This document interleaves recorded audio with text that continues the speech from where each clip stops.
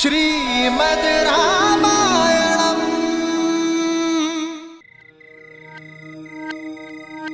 मन अति प्रसन्न है मेरा। गुदगुदी हो रही है सोचकर मन में, मेरा भरत राजकवि होगा। ये कैसी बातें कर रही हो? क्यों? अरे गुण और लक्षणों के आधार पर ही तो पद मिलता है। राम तो निश्चित ही राजा बनेगा और लक्ष्मण तो अवश्य ही सेनापति बनेगा, और शत्रुघ्न उसे तो कोई छोटा मोटा मंत्री का पद मिल ही जाएगा। किंतु भरत, उसकी कविताएं तो पूरे संसार में प्रसिद्ध होंगी। कैकई वंश का वो पहला कवि होगा, है ना आनंद की बात?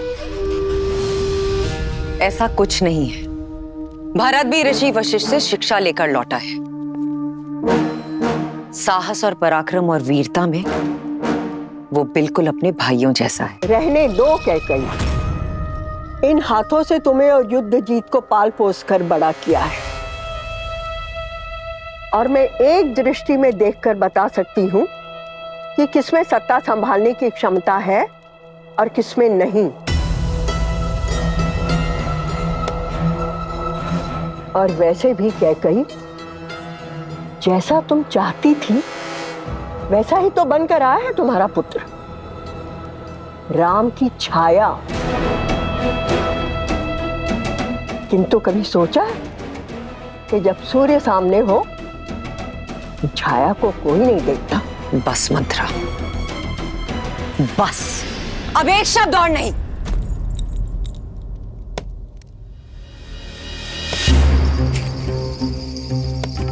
बुरा क्यों लगा कैकई? तुम तो अवध की रानी हो, राम की माँ हो। मैं तो आज भी तुम्हारी दासी मंत्रा हूं, तुम्हारी शुभ चिंतक। मंत्रा, एक शब्द और नहीं। निकलो यहां से, और एक काम करना, आज रात तुम बाहर ही सोना। जाओ यहां से। मैं चली जाऊंगी कैकई, मैं तो श्वान हूं, कुकर। मैं वहां आंगन में रहकर भी तुम्हारी रखवाली करूंगी कैकई। पर कब तक? मेरे बाद कौन तुम्हें संभालेगा?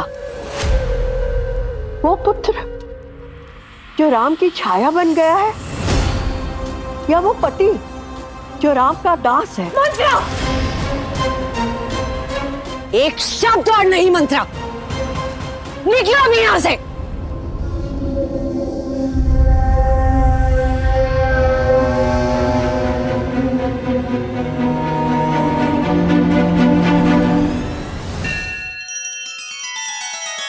श्री रामचंद्र कृपालु भजु मन हरण भव भय दारुणम्।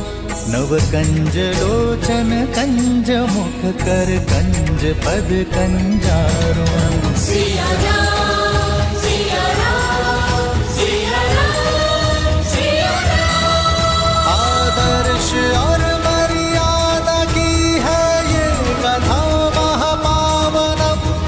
काट मद श्री से मिला दे श्रीमद् रामायणम्। श्रीमद् रामायणम्। सिया राम, सिया राम, सिया राम, सिया राम।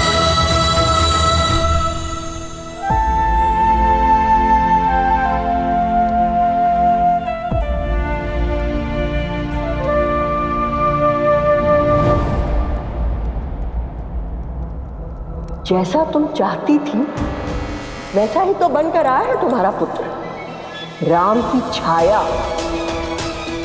जब सूर्य सामने हो तो छाया को कोई नहीं देखता। मेरे बाप, कौन तुम्हें संभालेगा? वो पुत्र जो राम की छाया बन गया है, या वो पति जो राम का दास है?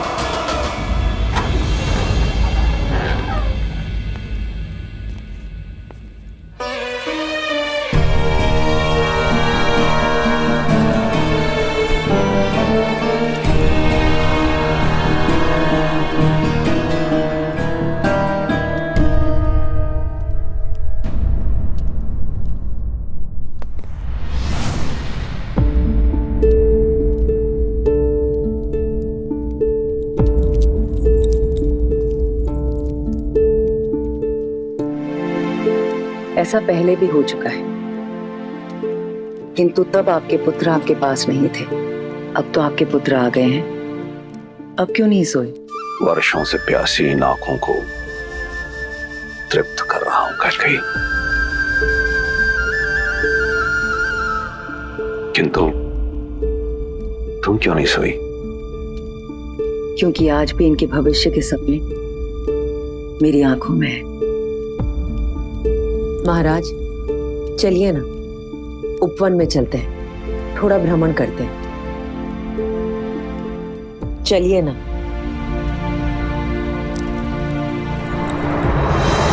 नहीं कैकेयी, मेरे पुत्र अभी अभी लौटे और तुम उन्हें मुझसे दूर भेजने की बात कर रही? मैं उन्हें कल भेजने की बात नहीं कर रही। 1-2 मास उनके स्नेह का आनंद उठाने के पश्चात हमें कठिन निर्णय लेना होगा महाराज। नहीं कैकेयी, ये वियोग मेरा हृदय तोड़ देगा। अयोध्या के सुयोग के लिए ये वियोग आवश्यक है महाराज। वो बरगद का पेड़ देख रहे हैं?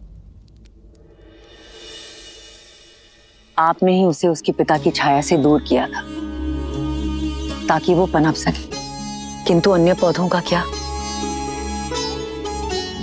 आपने कदाचित नहीं देखा है, लेकिन मैंने एक बात का अनुभव किया है। संदेह नहीं कि राम एक दिन अयोध्या पर राज करेगा, किंतु तब उसे विश्वस्त और अनुभवी भाइयों की आवश्यकता होगी।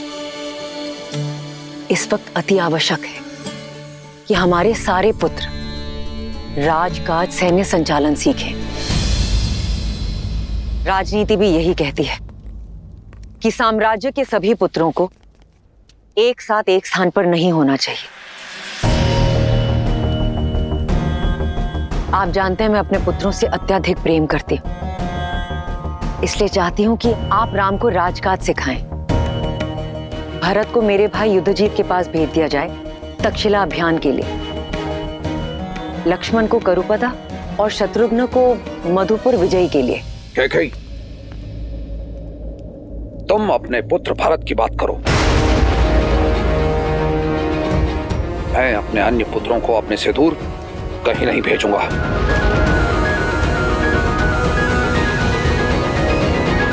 क्या कहा आपने? केवल मेरा पुत्र भरत, अर्थात भरत के अतिरिक्त मैं किसी की माता नहीं? कैकेयी, तुम मेरी बात का अनुचित अर्थ निकाल रही हो। मैं आपके शब्द और अर्थ दोनों समझ गई हूं महाराज। आप केवल मेरे पुत्र भरत को कैकैया जाने का आदेश दीजिएगा, और यदि वो प्रश्न करे तो उसे कह दीजिएगा उसकी कठोर मां कैकई ने आदेश दिया है।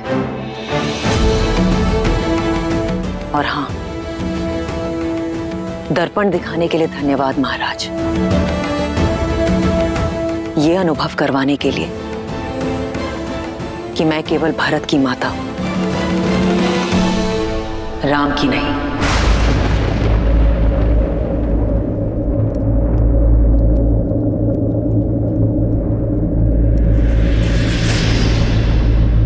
कैकेयी,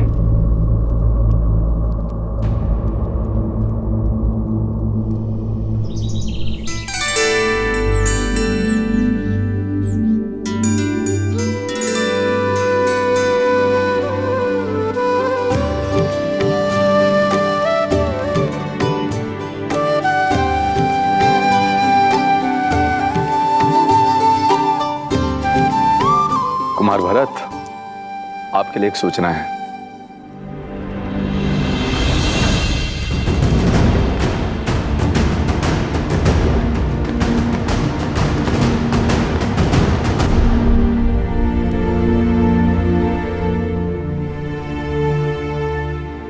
तुम भीतर आ सकते हो भरत। ये मैं क्या सुन रहा हूँ माँ? पिताश्री ने मुझे कैकैया भेजने का आदेश दिया है। ये तो बहुत अच्छी बात है। अपने नानाश्री और मामाश्री को मेरा प्रेम और प्रणाम देना। माँ, पिताश्री ने कहा है कि ये सब आपकी इच्छा है। आप मुझे अयोध्या से दूर क्यों कर रही हैं माँ?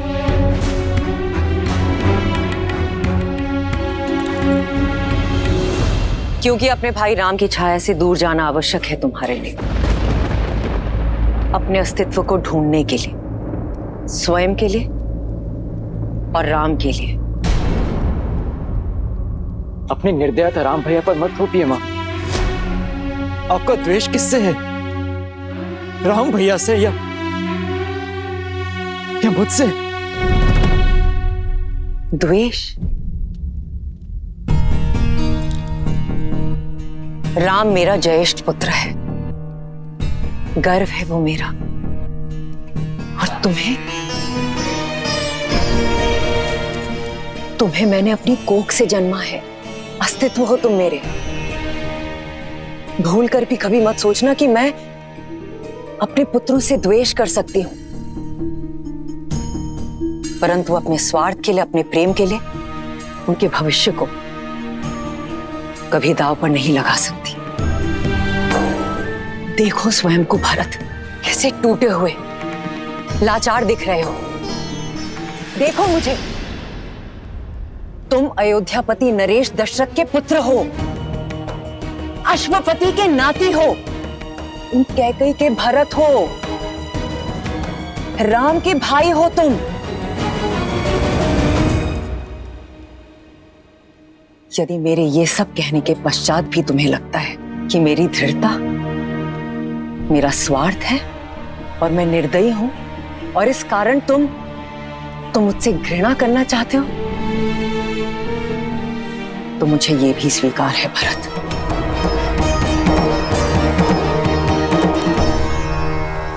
और यदि तुम ये मानते हो कि मैं अपने पुत्र राम से घृणा करती हूं, तो ये भी मान लो, किंतु मैं किसी मां,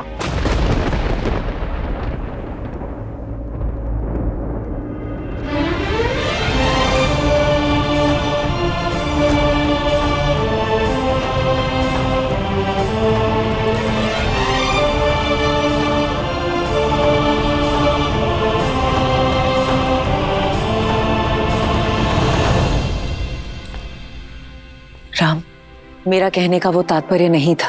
पुत्र और मां के बीच शब्दों का नहीं, भावों का संबंध होता है मां।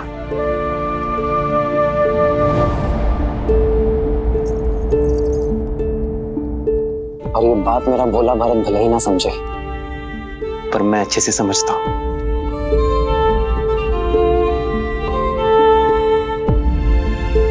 पिताश्री का आदेश सुना तो आपको धन्यवाद देने चला आया।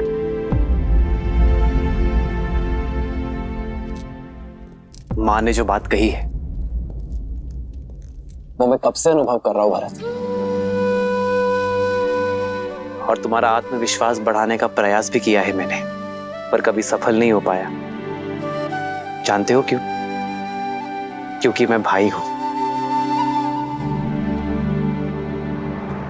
मां ने अपने बालक को मधु के भीतर लपेटकर कड़वी औषधि पिलाने की कला मुझ में नहीं है भरत। मां ठीक कहती है भरत, मुझे केवल एक सबल भाई की आवश्यकता नहीं है, अयोध्या को एक प्रबल सेनापति, एक प्रशासक की आवश्यकता है। स्वयं सोचो भरत, हर कार्य में तुम्हें मेरी सहायता, मेरी पहल की आवश्यकता होती है। यदि कल को कहीं मुझे जाना हुआ, अयोध्या से दूर, राज्य से दूर, तो कैसे संभालोगे तुम अयोध्या को? कैसे संभालोगे राज्य और परिवार को? क्या केवल माताओं का ही धर्म है कि अपनी संतान के उज्जवल भविष्य के लिए वर्तमान में दुख सहे? क्या हमारा कोई कर्तव्य नहीं भरत?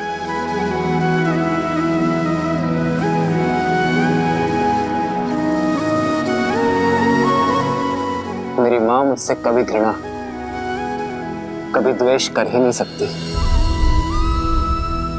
क्योंकि मेरे लिए वो स्वयं उस पुत्र से दूर रहने को सज्ज है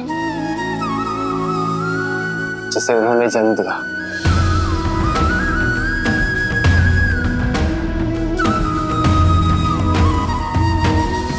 स्मरण रखना भरत,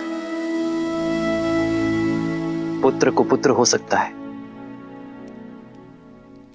माता को माता नहीं।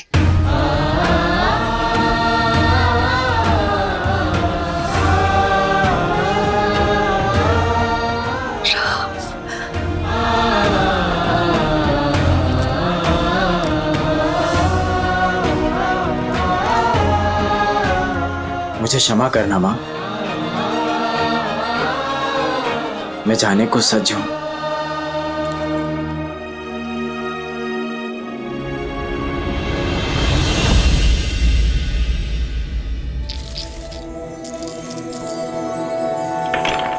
लो, मैं तो विजय के और निकट आ गई सुकीर्ति। इतनी सरलता से मैं आपको जीतने नहीं दूंगी, क्योंकि मेरी बारी अभी शेष है। देखा, 12 आप लोगों से आगे हुई ना उर्मिला दीदी।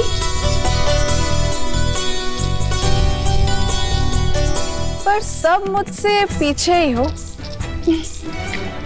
हारने के लिए सच होना मानवी। जीत तो सकती है उर्मिला दीदी, किंतु केवल तभी जब सीता दीदी के पास से ठीक से ना गिरे।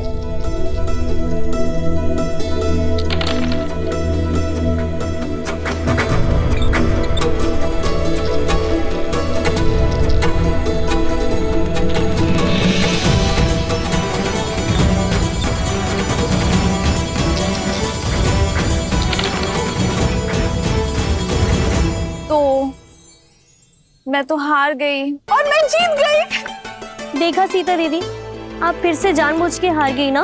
आप हमेशा यही करती है, गार की जैसी विदुषी को अपने ज्ञान से हरा देती है और अपनी बहनों के सामने हमेशा हार जाती हैं। क्योंकि तुम्हारी जीत मेरी जीत है, और अपनों से हारने में जो सुख मिलता है ना, वो 100 विजयों से भी अधिक है।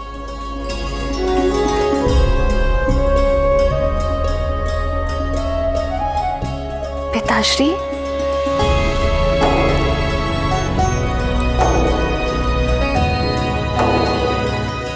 प्रणाम पिताश्री।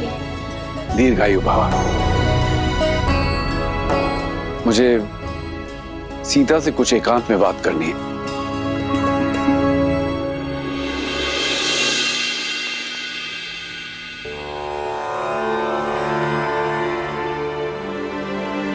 सीता, मैं जानती हूँ पिताश्री कि आप मुझसे क्या बात करना चाहते हैं। अपने पिता के मन की बात को सदैव कैसे समझ जाती हो पुत्री? जिस पिता ने इतनी कठिनाइयां सहकर अपनी पुत्री को सारे आनंद दिए, वो अपने पिता के मन की दुविधा को कैसे नहीं समझेगी पिताश्री? पुत्री की आयु होने पर हर पिता के मुख पर चिंता रहती है, और साथ ही आपके मुख पर यह भी उलझन है कि क्या आपकी पुत्री इस विवाह के लिए सज है या नहीं। तो इस उलझन का हल क्या है पुत्री? जब उलझन ही नहीं है तो हल कैसा पिताश्री? मैं आपसे ये नहीं पूछूंगी कि एक कन्या को अपना घर छोड़कर पराये घर में क्यों जाना होता है, क्योंकि मैं जानती हूँ कि एक स्त्री में ही इतनी शक्ति होती है कि वो अपना संसार छोड़कर एक नया संसार बना सके, अपने संस्कार, अपने आदर्श आने वाली पीढ़ी को दे सके जो उसने अपने पिता से पाए हैं।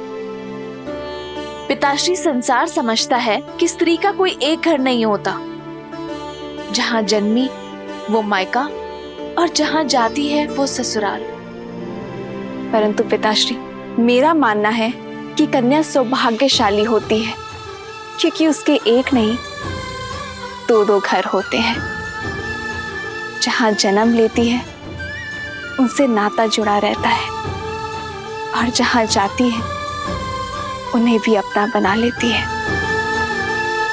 मैं तुम्हें विश्वास दिलाता हूं पुत्री, मैं तुम्हारे लिए सुयोग्य वर ढूंढूंगा, तुम्हारा स्वयंवर रखूंगा। मैं भारत के सबसे पराक्रमी, सबसे समृद्ध राजकुमारों को निमंत्रण भेजूंगा। किंतु पिताश्री, इस स्वयंवर में मैं अपना वर किस आधार पर चुनूंगी? किसके पास कितनी धन संपत्ति है ये देखकर, या किसकी सेनापति शक्तिशाली है इस चुनौती पर? पिताश्री, विवाह सेना संपत्ति से या राज्य से नहीं होता है ना? क्या इस स्वयंवर में मैं उस वर को चुन पाऊंगी जिसके साथ मैं जीवन के हर क्षण में प्रसन्न रहूंगी? तुमने तो एक उलझन से निकालकर दूसरी उलझन में डाल दिया पुत्री।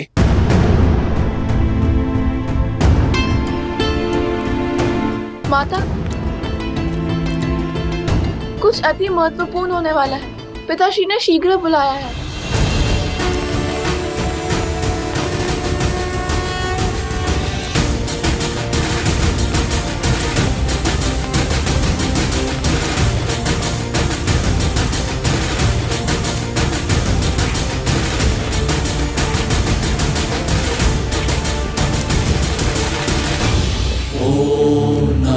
शिवाय ओम नमः शिवाय नमः शिवाय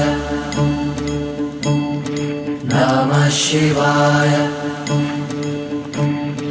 नागेन्द्रहाराय त्रिलोचनाय भस्मान्तरागाय महेश्वराय नमः शिवाय नमः शिवाय। हे महादेव, मेरी पुत्री सीता को जैसा वर चाहिए केवल आप ही दे सकते हैं। अब मुझे समझ में आया, 8 वर्ष की आयु में कदाचित सीता का आपका धनुष उठाना मेरे लिए संकेत था कि आप सीता के भविष्य का उत्तरदायित्व उठाएंगे। प्रभु, मैं सीता के स्वयंवर की घोषणा करना चाहता हूं।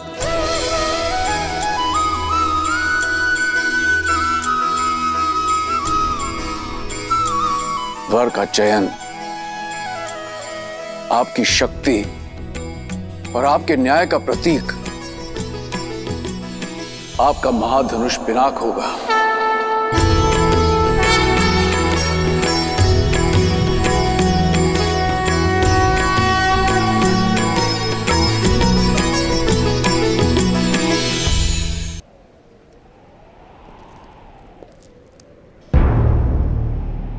मैं अपनी पुत्री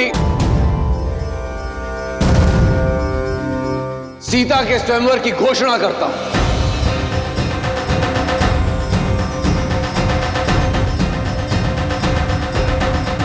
जो व्यक्ति महादेव का धनुष उठाकर उस पर प्रत्यंचा साधेगा, वही व्यक्ति मेरी पुत्री सीता का वर होगा।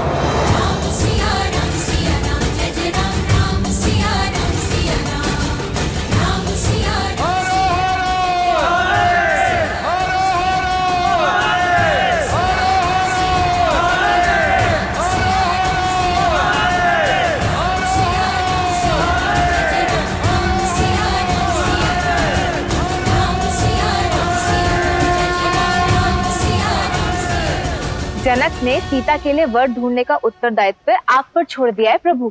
सत्य तो यह है देवी कि मिथिला में अपने इस उत्तरदायित्व को निभाने का प्रबंध मैंने कई वर्ष पहले ही कर दिया था। कैसे, बताइए ना, कैसे ढूंढेंगे जनक राम को? जो सच्चे मन से राम को खोजना चाहें, राम तो उन्हें मिल ही जाते हैं। और वैसे भी संसार में ऐसा कौन है जो राम को खोजना नहीं चाहता?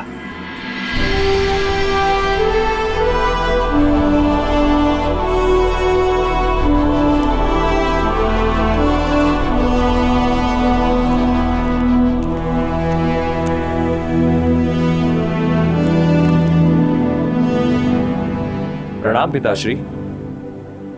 आयुष्मान भव। मैं कल भोर होने पर कह जा रहा हूं पिताश्री। आपकी अनुमति लेने आया हूं।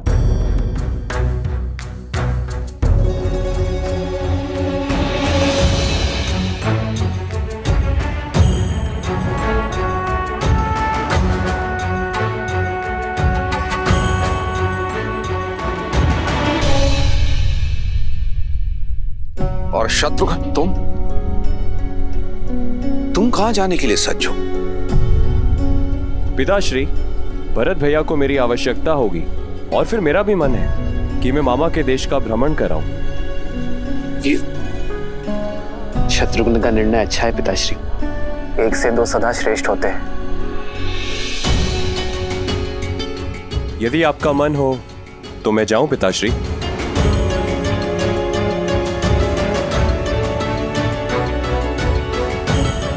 चिंता ना करें पिताश्री, मैं हूं ना आपके पास।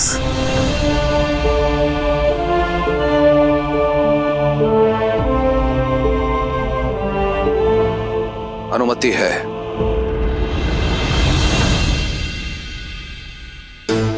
तुमने 2 अंधों के जीवन का सहारा छीना है। तुम भी अपनी आंखों के तारे से दूर हो जाओगे।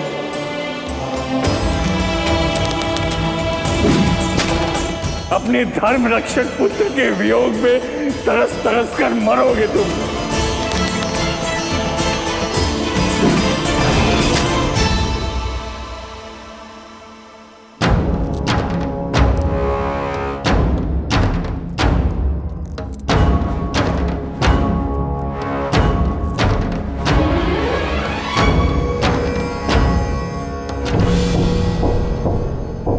प्रणिपात ऋषिवर।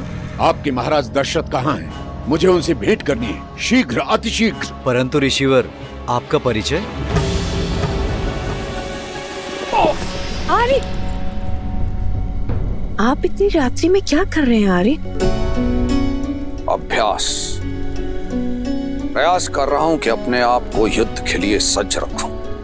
जानती हूँ आपका तेज और शौर्य ढल नहीं सकता आर्य, परंतु आयु ढलती है।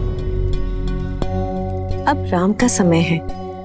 युद्ध अयोध्या को पुकारेगा तो उत्तर देने की बारी राम की है। वही तो कारण है, मैं राम से दूर नहीं रह सकता। भय कि कहीं भरत और शत्रुघ्न की भांति राम पुनः उससे दूर ना हो जाए। महाराज की जय हो। महाराज, इस समय कष्ट देने के लिए क्षमा चाहता हूं, पर ऋषि विश्वामित्र पधारे हैं।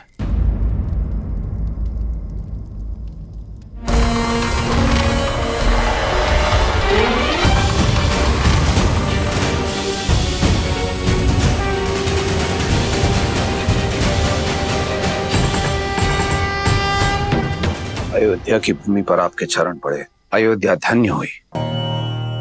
अपने चरण कमलों से इस भूमि को पावन करें ऋषिवर, पधारिए।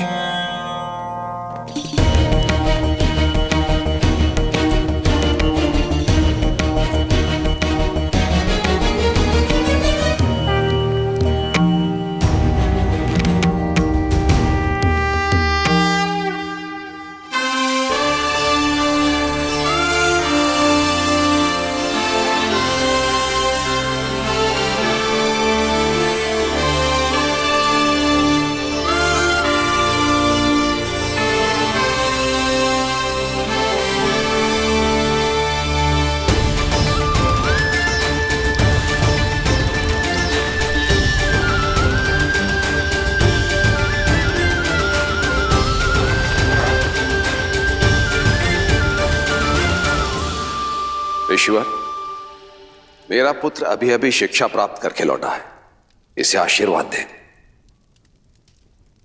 राजन, किसी भी व्यक्ति को आशीर्वाद देने से पूर्व उस व्यक्ति की पात्रता की जांच की जाती है, और फिर मैं यहां देने नहीं लेने आया हूं। आज्ञा ऋषिवर। मारीची और सुबाहु दो राक्षस हैं जो निरंतर मेरे यज्ञ में बाधा डालते रहते हैं। मृत पशुओं का रक्त और उनका मांस डालकर उसे अपवित्र करते रहते हैं। ऐसा नहीं है राजन कि मैं उनका संहार नहीं कर सकता, परंतु ब्रह्मर्षि होने के बाद मैंने शस्त्र त्याग दिए हैं, इसलिए सुमंत, हम इसी क्षण ब्रह्म ऋषि के आश्रम की ओर प्रस्थान करेंगे। उन दोनों दंड राक्षसों का मैं स्वयं संहार करूंगा। ऋषिवर, ये मेरा वचन है, आपकी मांग अवश्य पूर्ण होगी। इस तुच्छ कार्य के लिए स्वयं अयोध्यापति वहां जाएं, ये तो उचित नहीं लग रहा है। मुझे न तो आपकी आवश्यकता है और ना ही आपकी सेना की।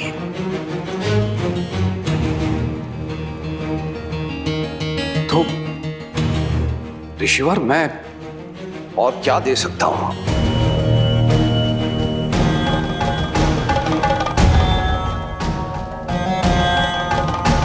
राम राम राम।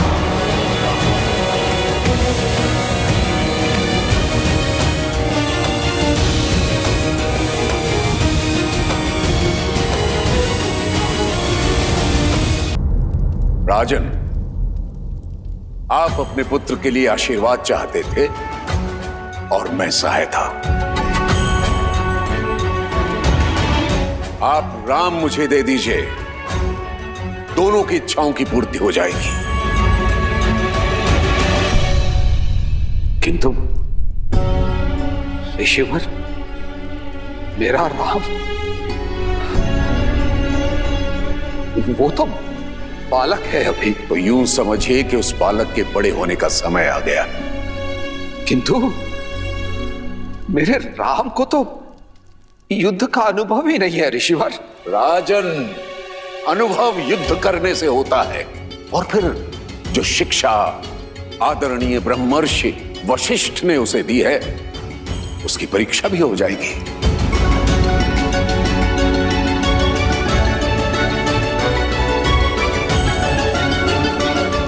तो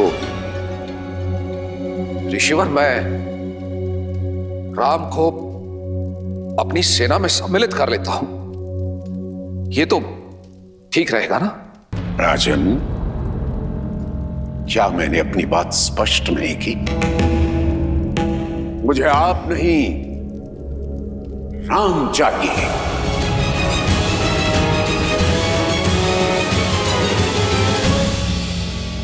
ऐसा अनर्थ न करे ऋषिवर। राम तो अभी अभी लौटा है, इसका वियोग मेरे प्राण हर लेगा ऋषिवर, मेरे प्राण हर लेगा। रघुकुल रीति सदा चले आई, प्राण जाएं पर वचन न जाए। परंतु ऐसा प्रतीत होता है कि आप इन शब्दों को विस्मृत कर गए हैं राजन।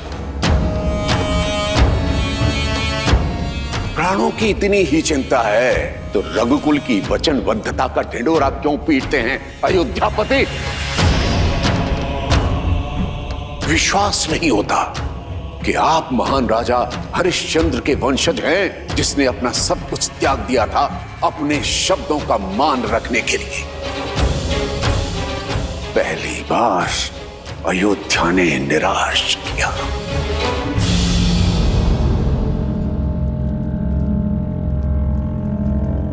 महाराज दशरथ, आप तो अपनी रानियों और राजकुमारों के साथ सुखमय जीवन व्यतीत कीजिए, मेरा क्या है। मैं तो सहायता के लिए किसी दूसरे द्वार को खटखटा लूंगा, परंतु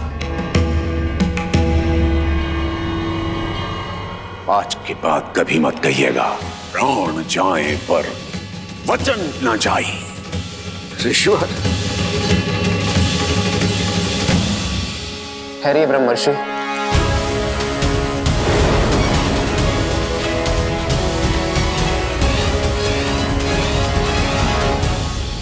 आप धर्म परायणता के अवतार हैं, ज्ञान में सर्वश्रेष्ठ है। आप किसी भी असुर को स्वयं दंडित करने में सक्षम हैं, किंतु ब्रह्मत्व का मान रखने और रघुकुल का मान बढ़ाने स्वयं अयोध्या आए हैं। आपके साथ चलना मेरा सौभाग्य होगा गुरुवर। केवल एक अनुरोध है, कल प्रातः तक प्रतीक्षा कीजिए, अयोध्या का स्वागत स्वीकारिए। ठीक है, कल प्रातः काल तक का समय है तुम्हारे पास। जैसे ही कल का सूर्योदय होगा, अयोध्या के मान का उदय होगा अथवा उसके तेज का अस्त होगा।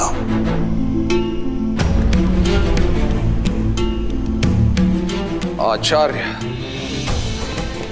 पिताश्री, पिताश्री।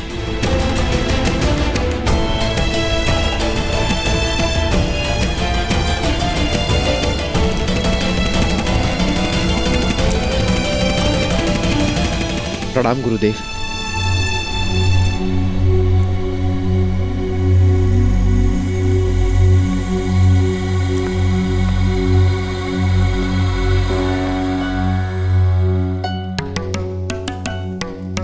आपके यहां आने का कारण केवल यज्ञ की रक्षा करना नहीं था, इतना तो मैं समझ गया हूं ब्रह्मर्षि विश्वामित्र। आप राम को परखते आए हैं। ब्रह्मर्षि, क्या आपको इतना भी अनुभव नहीं कि राम स्वयं नारायण है? अनुभव किया है ब्रह्मर्षि, परंतु सामने रखी धातु स्वर्ण होते हुए भी उसकी परख की जाती है। और आप तो भली भांति जानते हैं, नारायण समय समय पर अनेक अवतार लेते रहे। परशुराम स्वयं उनके एक अवतार हैं। हर अवतार का एक उद्देश्य होता है, जैसे इस अवतार का उद्देश्य मर्यादा की स्थापना है। परंतु रावण के अंत के लिए राम की पात्रता को जांचना मेरा कर्म है, और यदि वे नारायण के पूर्णावतार हैं तो उन्हें उनकी यात्रा के लिए मार्ग प्रशस्त करना मेरा धर्म है। आप क्रोधित हो गए ब्रह्मर्षि, मैं आपसे क्रोधित नहीं हूं, मैं उस विघ्न से क्रोधित हूं जो राजा दशरथ ने खड़ा किया था।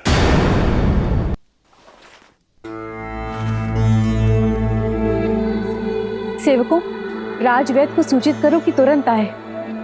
पिताश्री।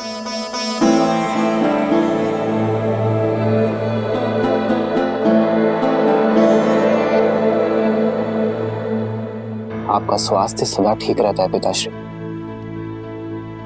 ये अचानक क्या हुआ आपको? थक गया हूं, विश्राम की आवश्यकता है।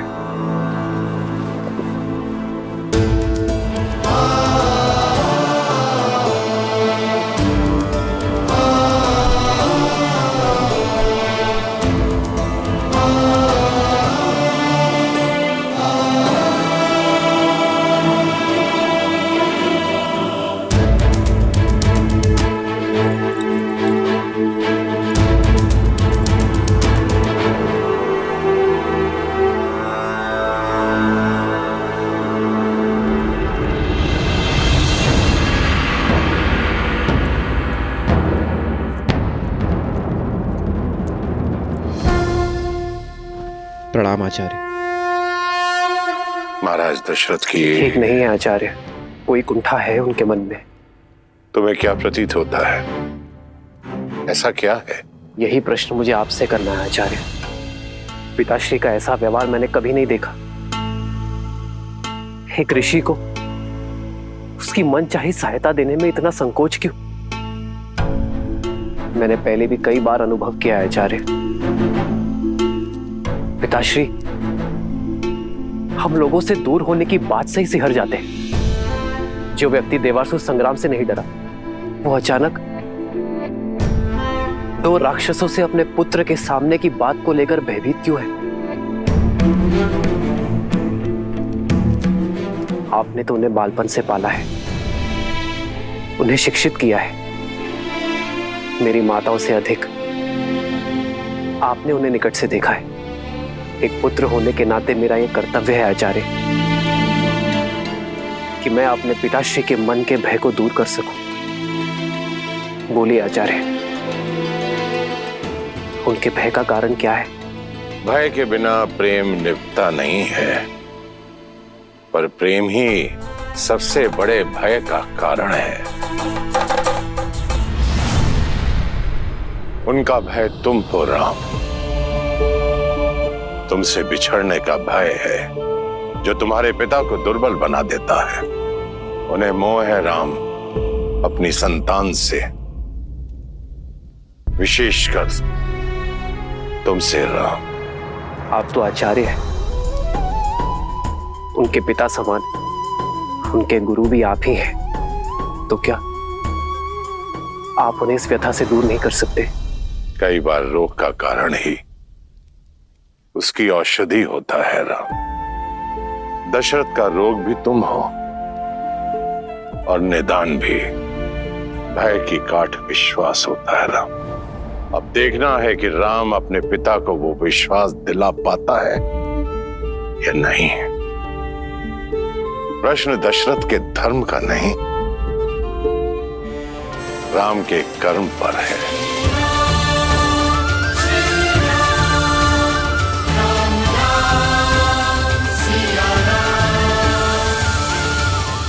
श्रीमद् रामायणम्।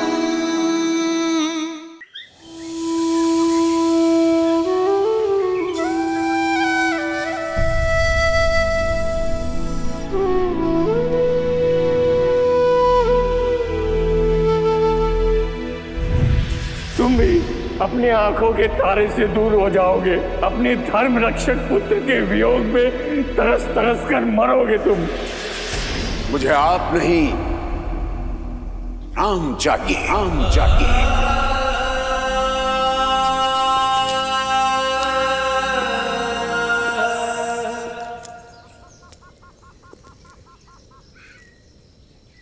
राम,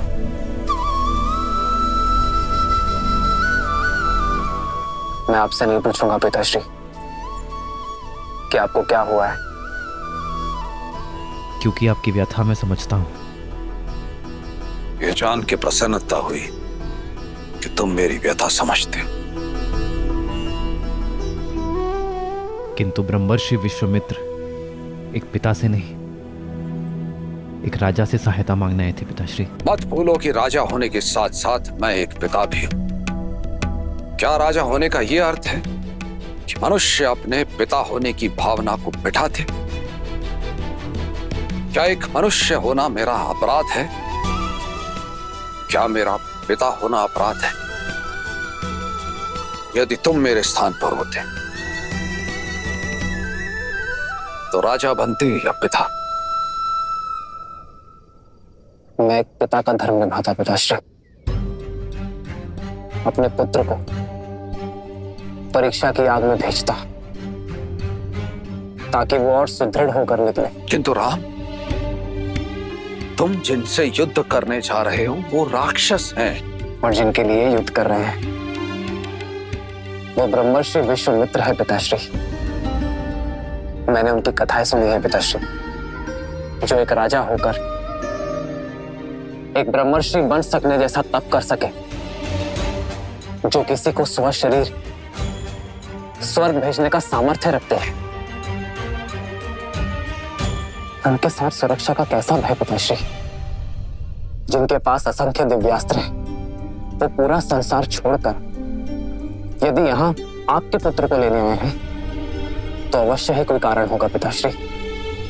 यूं समझिए पिताश्री कि ब्रह्मर्षि विश्वामित्र को आपके पुत्र की नहीं, आपके पुत्र को ब्रह्मर्षि विश्वामित्र की आवश्यकता है। किंतु राम, तुमने भारत के जाने के उपरांत कहा था तुम मेरे साथ रहोगे। आपके साथ ही हूं मैं पिताश्री, क्योंकि मेरी दृष्टि में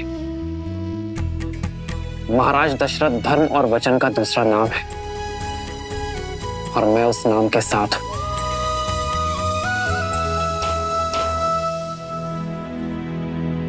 आप एक पुत्र क्यों चाहते थे पिताश्री? ताकि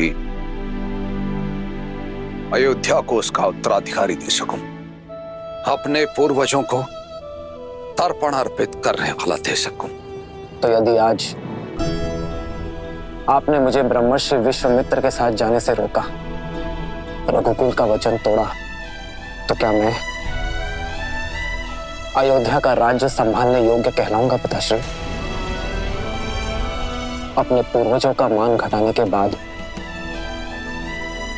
संसार में उनकी श्रद्धा घटने के बाद,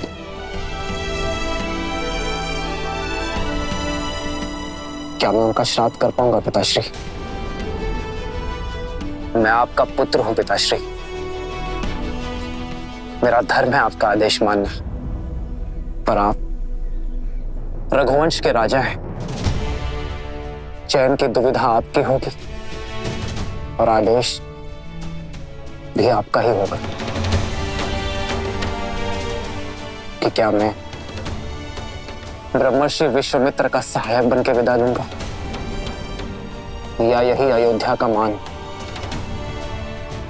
रघुकुल की प्रतिष्ठा को खंडित होते देखूंगा।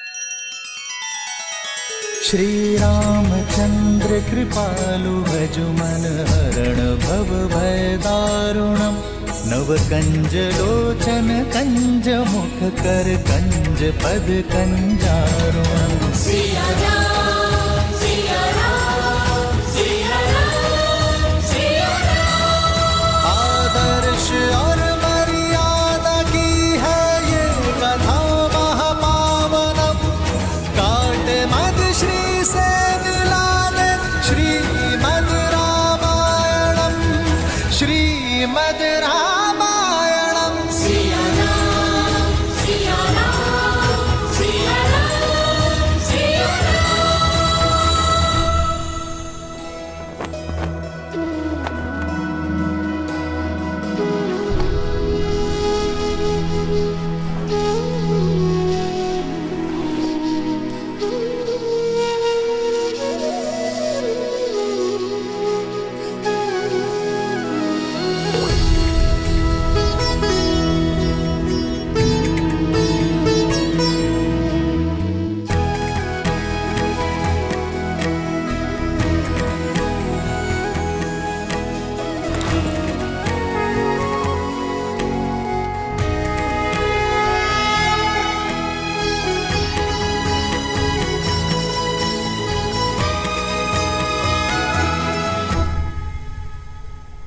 लक्ष्मण कहाँ है माँ?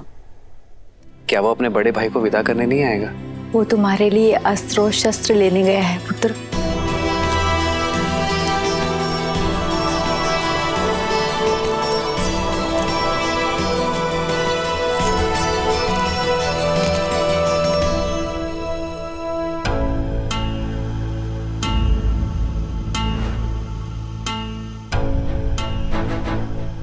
ये क्या है लक्ष्मण? ये दो धनुष? अब दो योद्धा एक धनुष से कैसे लड़ेंगे भैया? दो? केवल मैं जा रहा हूं लक्ष्मण। क्यों भैया? आप पिताश्री के वचन का मान रखें और मैं अपनी माता सुमित्रा के उस वचन को भंग कर दूं कि मैं सदा आपकी परछाई बनकर रहूंगा।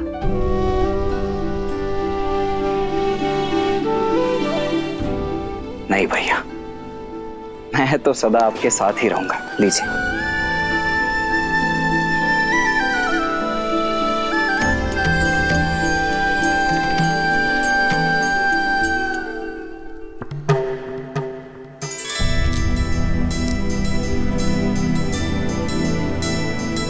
क्षमा करें गुरुदेव, मुझे ज्ञात है कि आपने पिताश्री से केवल भैया राम को ही मांगा है, किंतु मैं सबको बता दूं कि मेरे भैया राम और मैं, उनका अनुज लक्ष्मण एक दूसरे से भिन्न नहीं है। वो देह हैं तो मैं उनकी आत्मा हूं।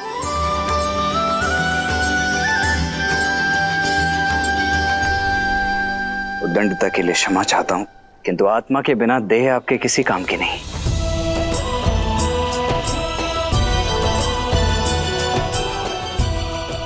आशा है आप और पिताश्री मुझे भैया राम के साथ जाने की अनुमति अवश्य प्रदान करेंगे।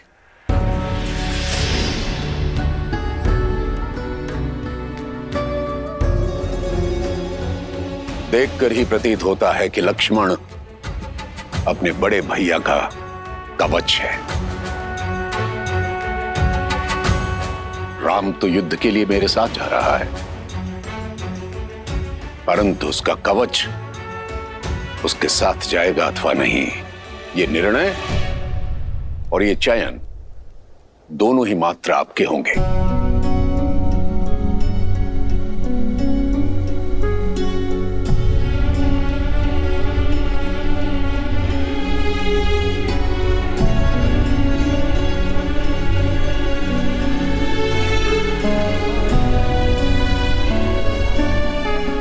ऋषि,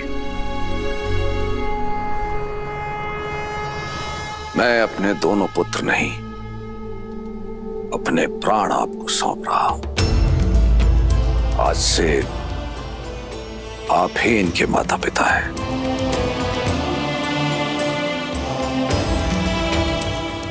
महाराज, आप अपने नेत्र मुझे दे रहे हैं। ये नेत्र अब जो मार्ग प्रशस्त करेंगे वो मात्र इनके लिए नहीं, अपितु सारे संसार का दृष्टिकोण बदल देगा।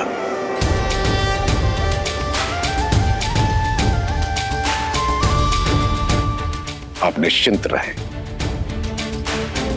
आपके दोनों बेटे मेरे साथ सुरक्षित रहेंगे।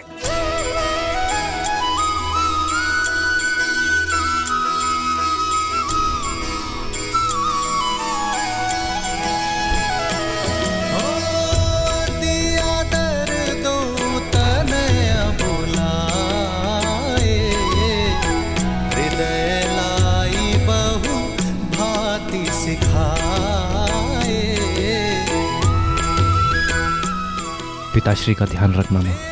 प्राणनाथ सुत दो, तुम मुनि पिता आन नहीं को।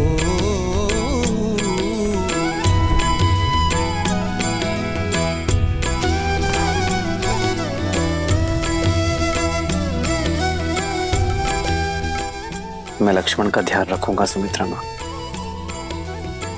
जहां राम साथ हो वहां मुझे लक्ष्मण की चिंता क्यों रहेगी पुत्र? रघुकुल का मान बढ़ाना।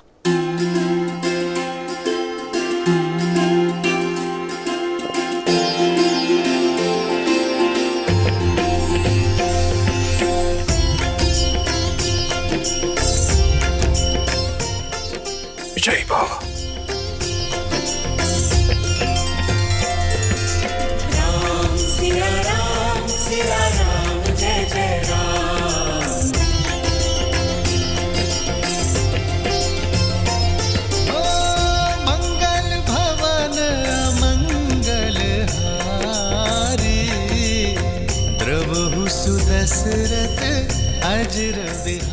अपना ध्यान रखना पिताश्री।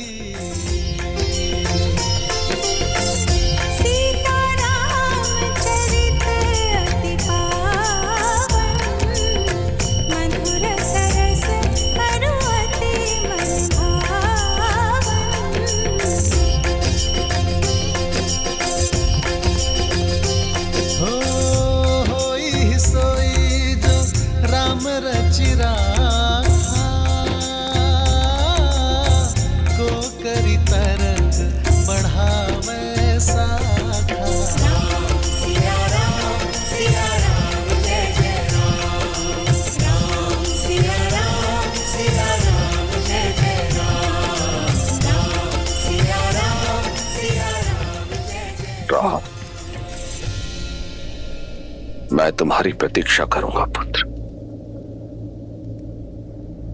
लौट के आना। हो रघुकुल रीत सदा चली आई,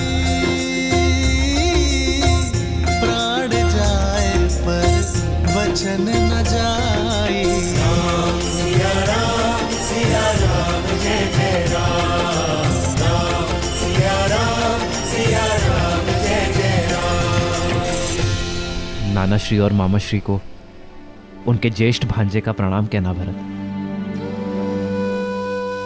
आपसे दूर होने पर मेरा मन टूट रहा है भैया। भरत,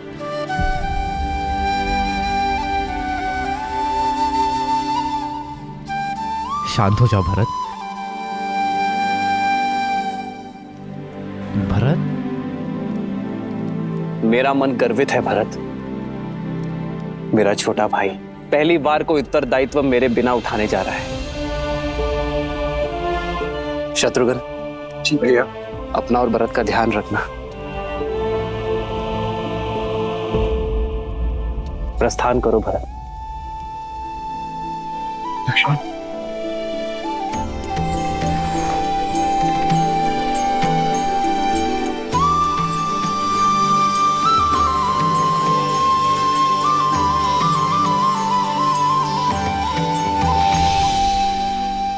प्रस्थान करो।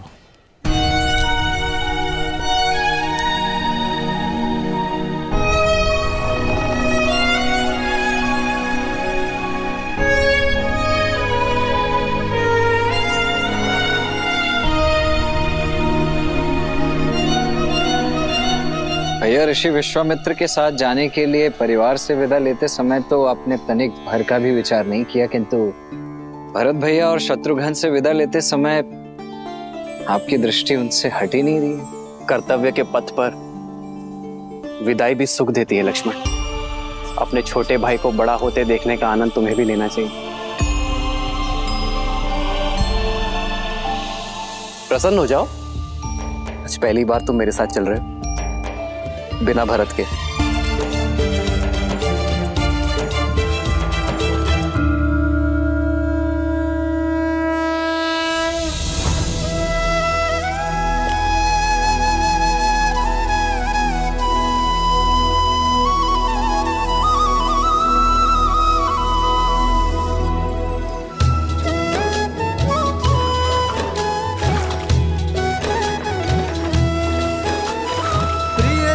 से दूर होना भारी मन का द्वंद, पर बिछड़ न कर्तव्य के लिए एक वीर का आनंद।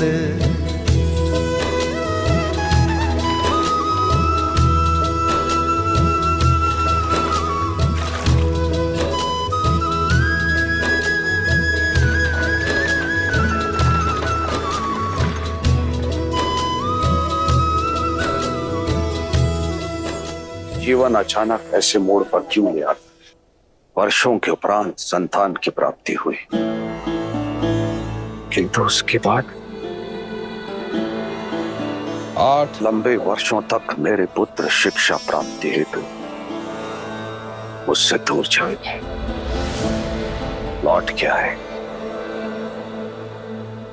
कुछ ही क्षण उनके साथ बिताए और फिर से पुत्र वियोग एक बार फिर मेरे सामने उठ खड़ा हुआ है। भय लग रहा है अचार, कहीं श्रवण कुमार के पिता का श्राप अपने लक्ष्य की ओर तो नहीं बढ़ रहा। समस्या ये नहीं कि तुम्हारी मृत्यु श्राप से होगी, समस्या ये है कि तुम हर क्षण श्राप में जी रहे हो। क्यों भूल जाते हो कि मृत्यु तुम्हारे हाथों में नहीं है, तुम्हारे हाथों में है जीवन। तो जितना समय है अपने पुत्रों के साथ बिताओ और जियो, ताकि अपने पुत्रों के साथ समय ना बिताने का खेद ना रह जाए। जीवन कब समाप्त होगा इस डर से जीना छोड़ नहीं देते हैं पुत्र।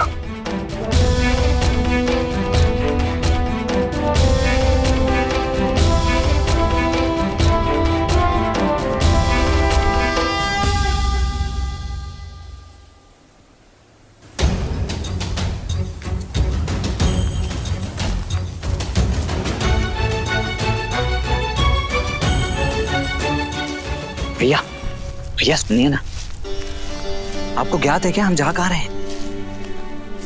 तुम स्वयं पूछ लो उनसे। मैं नहीं, ठीक है। थक गए क्या दशरथ नंदन? जी आचार्य, नहीं तो भैया चलिए ना, आइए।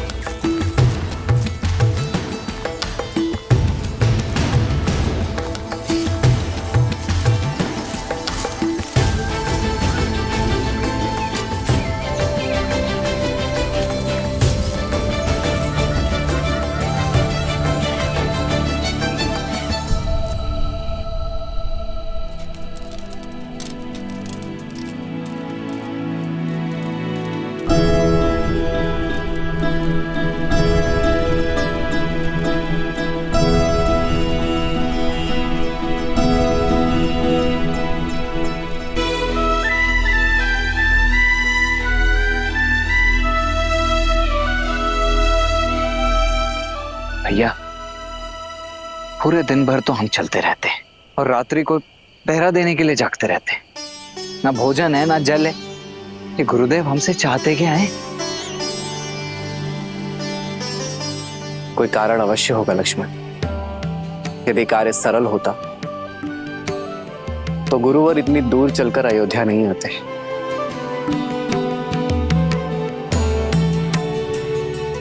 कठिन कार्य का मार्ग कठिन ही होता है। धीरज रखो। जी भाई।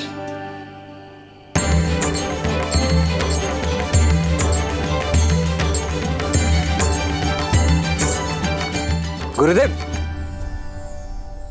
जलाशय।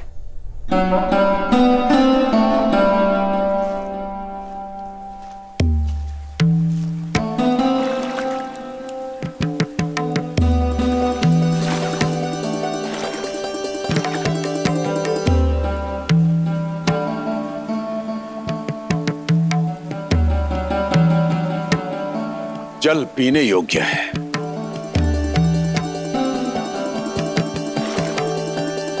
पी नहीं सकते।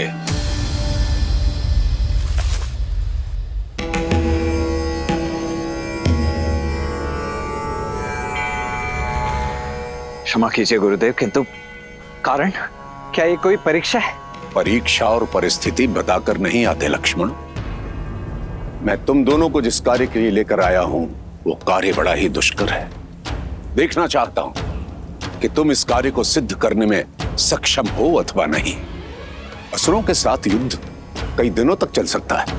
यदि भूखे प्यासे रहकर उनसे लड़ने में सक्षम नहीं हो तो जल पियो और लौट जाओ।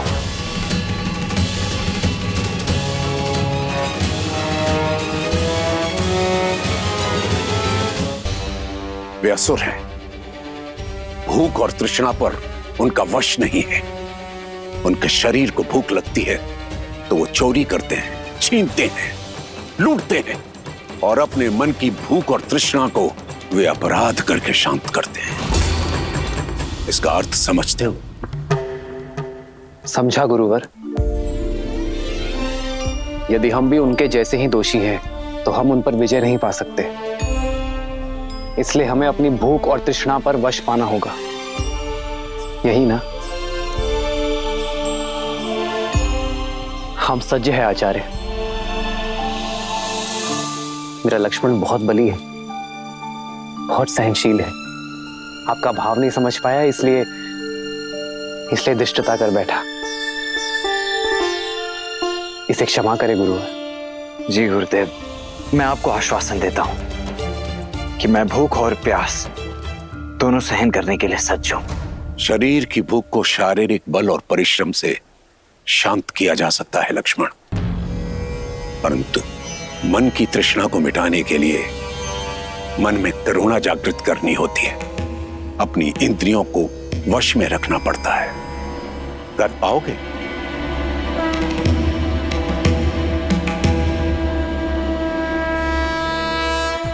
तो फिर चलते हैं। गंतव्य तक पहुंचने में और 4 दिन लगेंगे।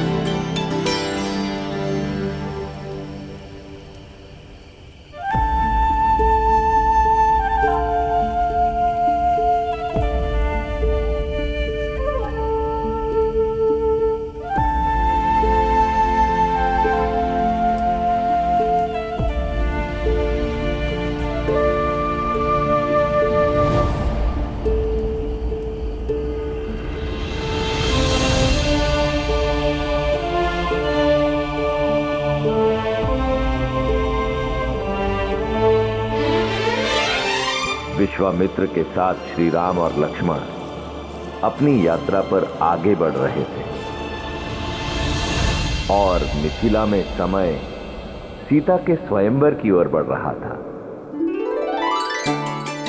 विश्वास नहीं होता, सीता दीदी के स्वयंवर के निमंत्रण पत्र जा रहे हैं।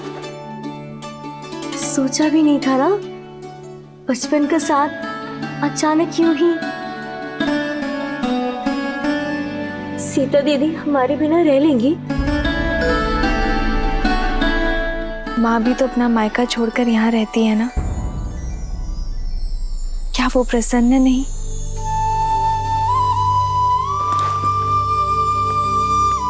सीता दीदी चौपड़ खेले इस समय? जितना समय यहाँ पर हो खेल लो ना दीदी। जब ससुराल चले जाओगी तो हम तीन कैसे खेलेंगे?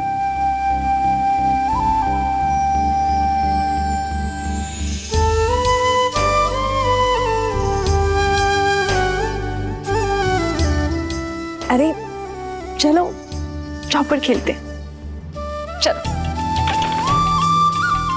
तुम इतना क्यों हंस रही हो? क्योंकि सीता दीदी कहीं नहीं जाने वाली। अब ज्येष्ठ पिताश्री ने नियम ही कुछ ऐसे रखे हैं। जिस शिव धनुष को सैकड़ों लोग मिलके केवल हिला पाते हैं, उसे कौन तो उठाएगा और कौन प्रत्यंचा चढ़ाएगा?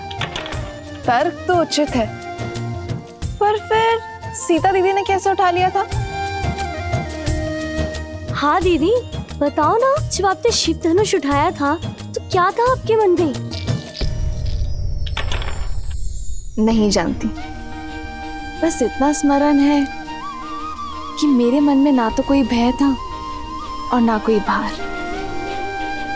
केवल महादेव से प्रार्थना थी कि हमारी गेंद वापस लौटा दे। और महादेव तो भोलेनाथ है ना, यदि मन में आभार हो तो महादेव दुलार देंगे ही। हाँ, और वो वर भी देंगे जो उनका धनुष उठा के आपको ब्याह ले जाएगा।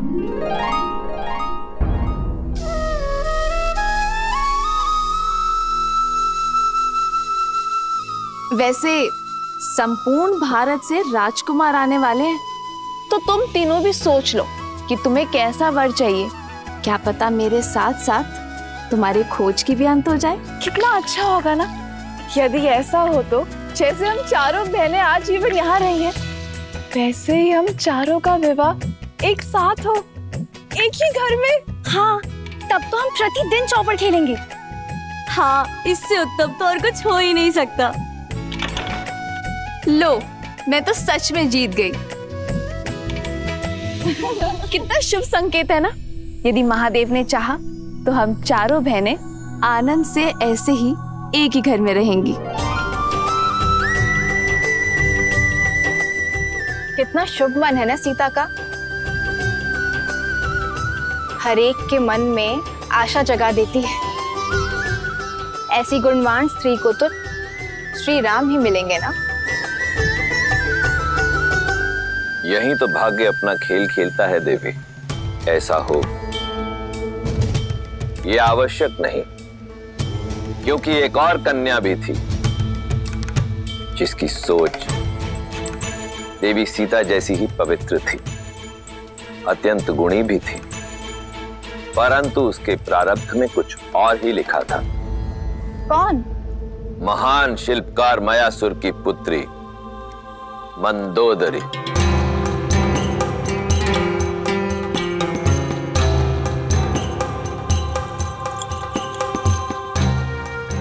मयासुर ने अनेकों दिव्यास्त्रों का निर्माण किया था और फिर उन्होंने एक अत्यंत शक्तिशाली भाला बनाया।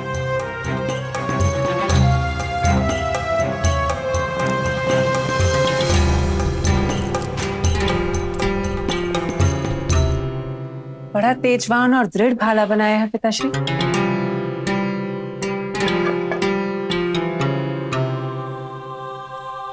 किसी विशेष के लिए बनाया है? हाँ पुत्री, ये संसार का सबसे शक्तिशाली भाला है, जिसका प्रहार इंद्र के वज्र को भी काट सकता है। और जानती हो किसके लिए बनाया है ये?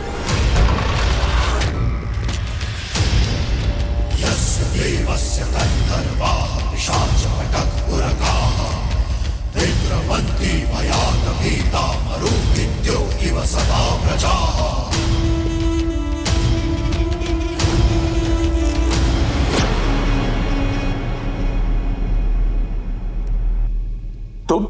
मैं लंकेश दशानन रावण। मायासुर, सुना है कि तुम्हारे पास कुछ ऐसा है जो केवल मेरे योग्य है, तो लेने चलाया अद्भुत अस्त्र। ये अस्त्र मैं तुम्हें नहीं दे सकता दशानन। दशानन, ये भाला लेने नहीं आए हैं पिताजी।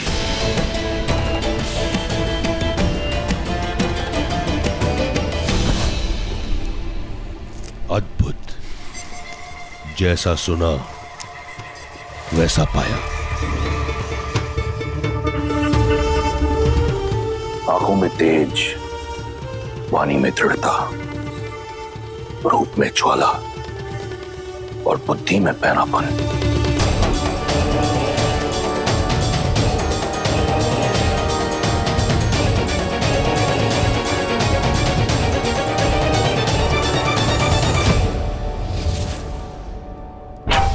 तुम ही मुझे वो पुत्र दे सकती हो जो मेरा अधूरा स्वप्न पूरा करेगा, इंद्रासन पाने का। नहीं, मेरी पुत्री का हाथ मैं तुम जैसे आतताई के हाथ में नहीं दे सकता। वीर भोग्य वसुंधरा मायासुर,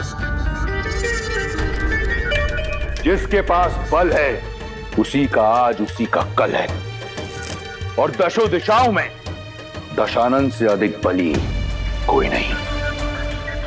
एक वृद्ध शिल्पकार के कंठ पर भाला रखकर धमकाना, ये कहां का बल है दशानन?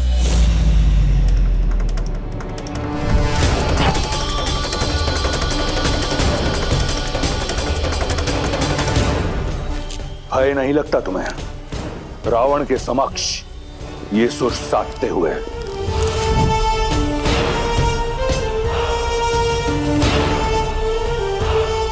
कदाचित तुमने मेरे बारे में सुना नहीं। सुना है ना कि आप दूसरों से उनकी संपत्ति छीन लेते हैं, विवशों से प्राण और स्त्रियों से उनका सम्मान छीन लेते हैं। सब सुना है मैंने। सावधान मंदोदरी, स्त्री की लाज भंग करने का पाप आप कई बार कर चुके हैं। आज स्त्री हत्या का पाप भी अपने सिर चढ़ा लीजिए। पुत्री,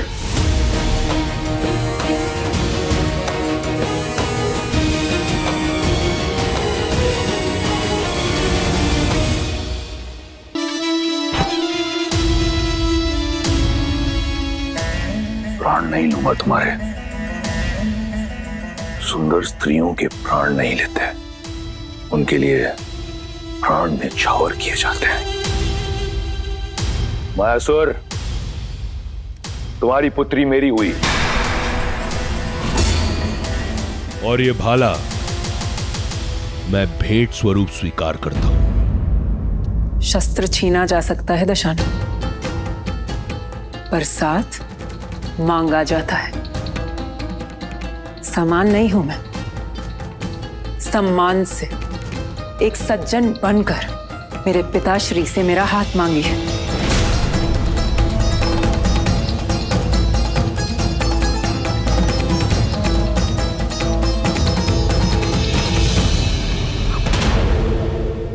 असुर महाशिल्पी मायासुर, मैं स्वर्ण लंका का स्वामी दशानन ये स्वीकार करता हूं कि मेरी लंका के स्वर्ण में इतनी चमक नहीं जितना आपकी पुत्री के तेज में है। आपकी पुत्री रक्ष महारानी बनने के योग्य है। मैं आपसे आपकी पुत्री मंदोदरी का हाथ मांगता हूं। क्या आपको और आपकी निर्भीक पुत्री को यह संबंध स्वीकार है? मैं अपना उत्तर अपने पिताश्री को बताऊंगी, एकांत में।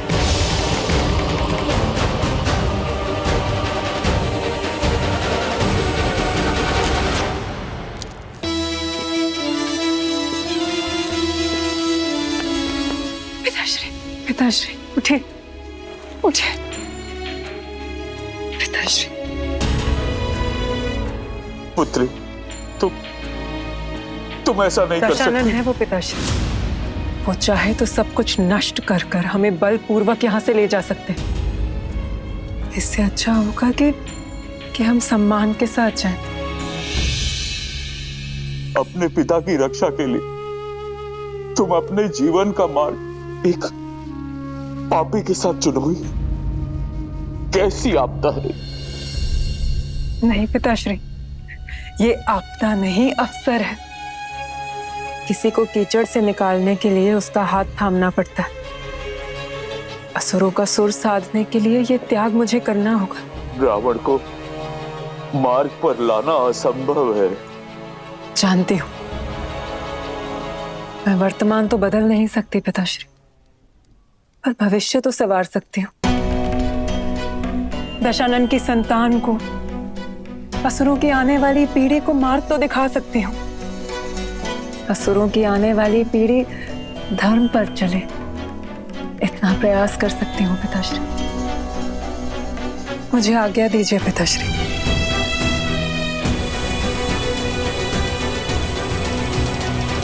रावण और मंदोदरी का विवाह हुआ, जहां एक और मंदोदरी ने अपनी आहुति दी असुरों के भविष्य के लिए, वहीं दूसरी ओर रावण एक शक्तिशाली शस्त्र पाना चाहता था।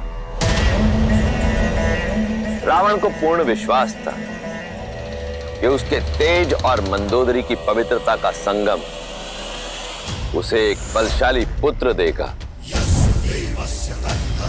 जो उस इंद्रासन को जीत सकेगा जिसे पाने में उसका भाई कुंभकर्ण चूक गया था। कोई भी ग्रह अपने उचित स्थान पर नहीं, परंतु मेरा पुत्र अजयी और अमर होगा। जो मैं तप से ना पा सका, मेरा पुत्र भाग्य से पाएगा।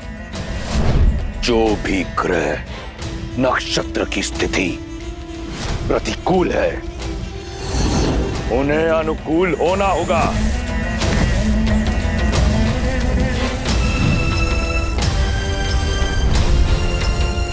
यही है लंकेश का आदेश। सूर्यदेव पहला घर, चंद्रदेव दूसरा घर,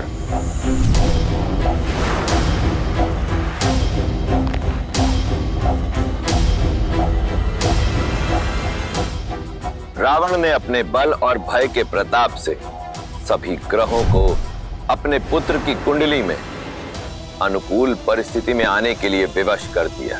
शनिदेव सातवां घर,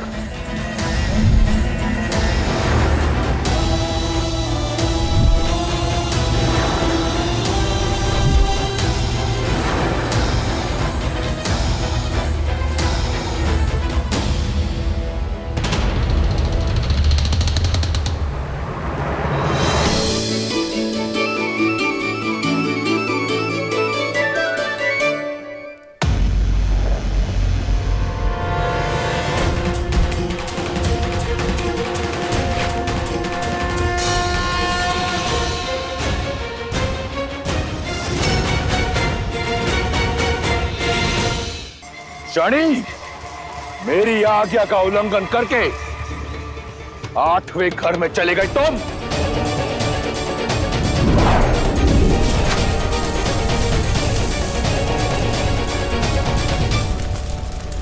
तुम अपने बल से, अपनी हट से नियति के लेख को नहीं बदल सकते रावण। तुम्हारे पुत्र की कुंडली पर और तुम पर मेरी दृष्टि पड़ चुकी है रावण।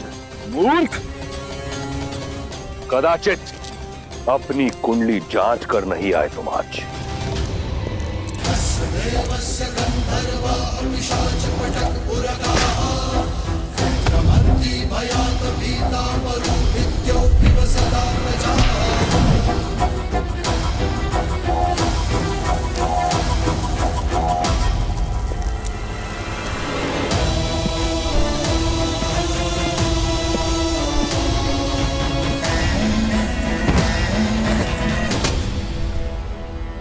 आज से तुम यही मेरे चरणों में रहोगे, जहां सदैव तुम्हारी दृष्टि नीची रहेगी, ताकि दृष्टि उठाकर ना तुम लंका देख सको और ना लंकापति का पुत्र।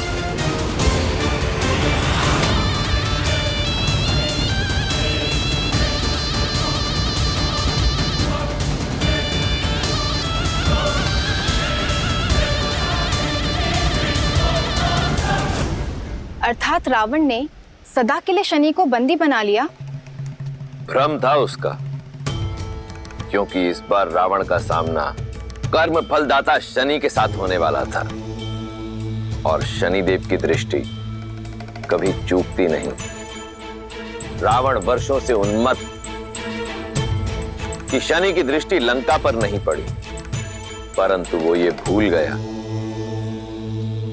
कि स्वयं रावण पर तो उनकी दृष्टि पड़ ही चुकी थी, और अब श्री राम के रूप में स्वयं काल रावण तक आने की यात्रा का प्रथम चरण आरंभ करने वाला था।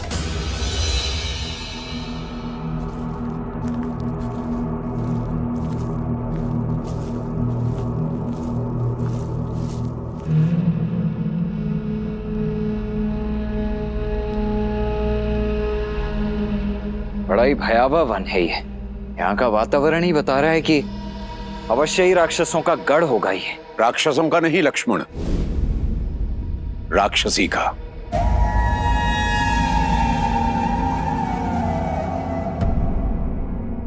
मैं तुम्हें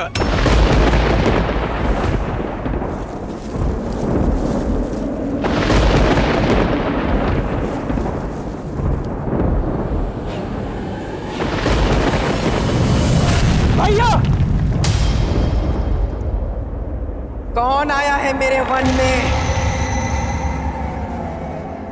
कौन? कोई ब्राह्मण तो नहीं?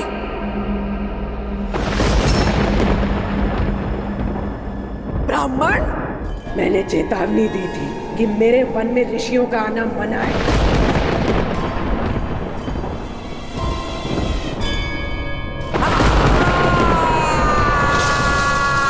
अब तुम सब अपनी मृत्यु के लिए सज्ज हो।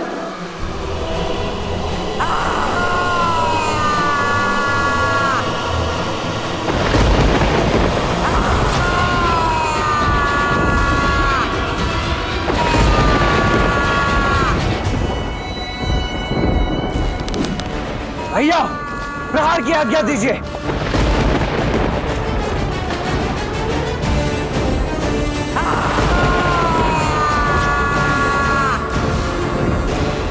आज्ञा दीजिए भैया।